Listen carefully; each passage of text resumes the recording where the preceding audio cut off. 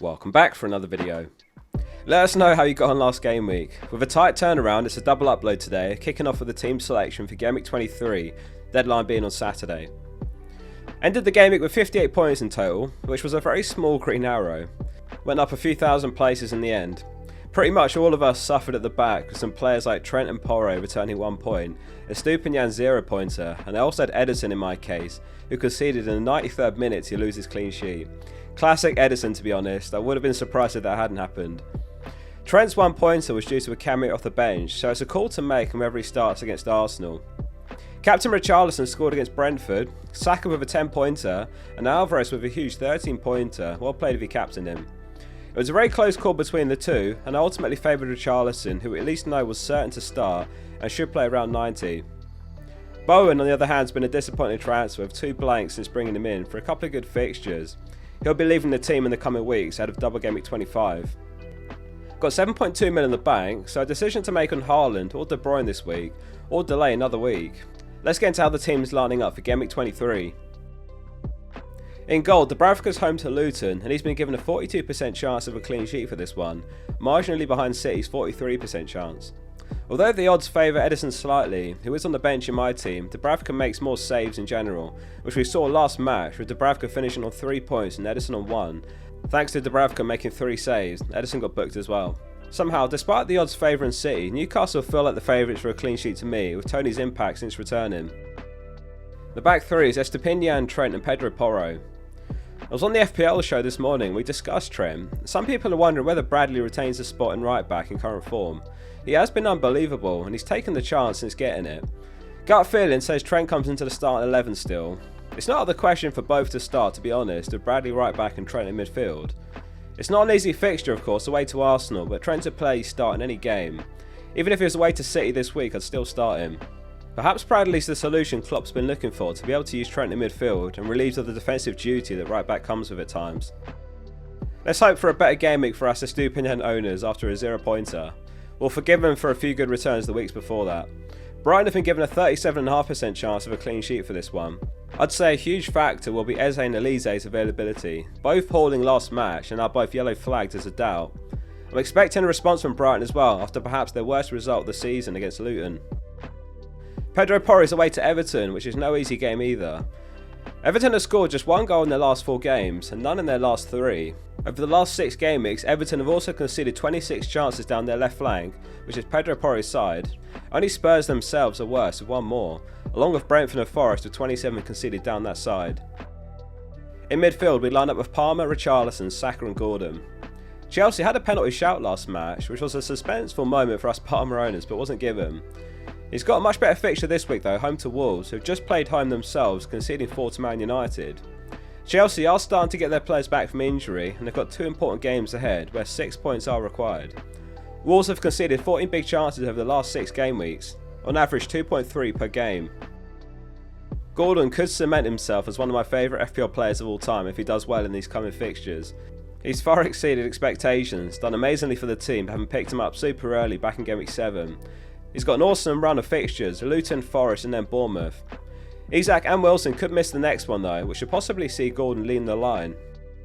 Richarlison faces his old side Everton, and he scored in the reverse fixture in game week 18.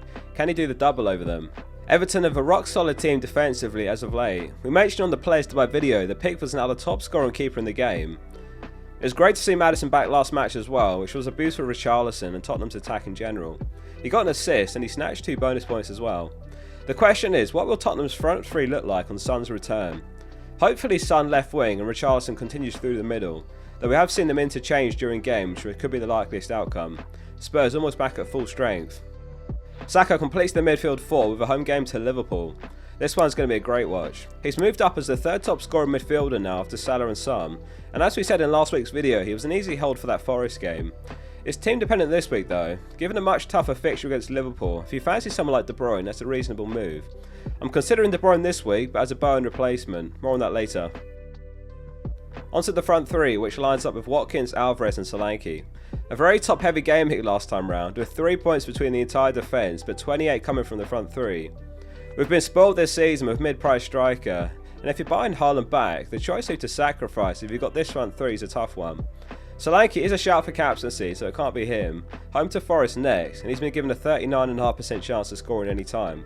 What's great about the likes of Solanke and Watkins is they play 90 minutes basically every game, which is sometimes an underappreciated quality.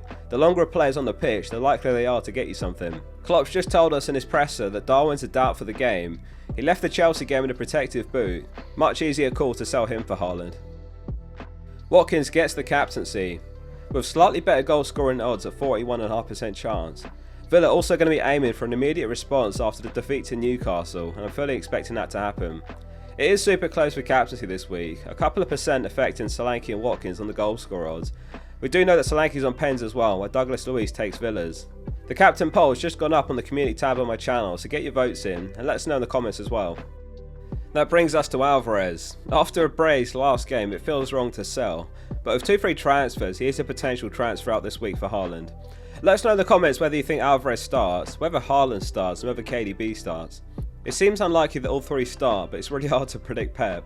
It is a move to get right though. It's one I almost made last week, and that would have been a 12-point swing. Predicting starts and minutes becomes a crucial skill in weeks like this. Onto the bench, which is Ederson, Bowen, Saliba and Pinnock. Gutted to have gotten nothing from Bowen versus Sheffield United and then Bournemouth, and he's a definite transfer out at some point between now and Gameweek 25. In fact, last week was his last week in the starting 11 because he won't be started against Arsenal either, barring injuries.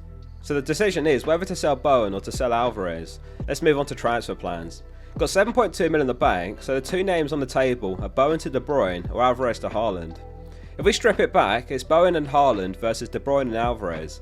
It's a marginal call, that one. Since there is the potential double Gameweek 25 for Liverpool, the De Bruyne route blocks Salah coming into the team. That's not necessarily the end of the world, as there is Darwin and Jota, but I'd like to avoid going into a double Gameweek that good without Salah. Liverpool would face Brentford away and Luton home. So the plan is to sell Alvarez for Haaland, but to keep the captaincy of Watkins.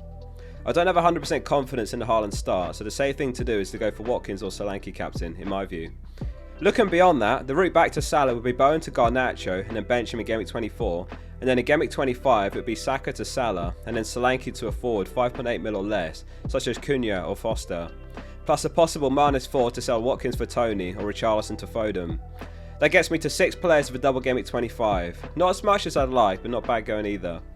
If Liverpool don't get the double Gameweek 25, which would be a huge surprise at this point, then De Bruyne would be the one coming in next week rather than Salah. That does admittedly make life much easier, because Liverpool blank in Gameweek 26 and De Bruyne is much cheaper. Let me know what your transfer plans are this week, and if you enjoyed the video, drop it a like and hit subscribe. The experts video will be out later today. See you very soon for the next one.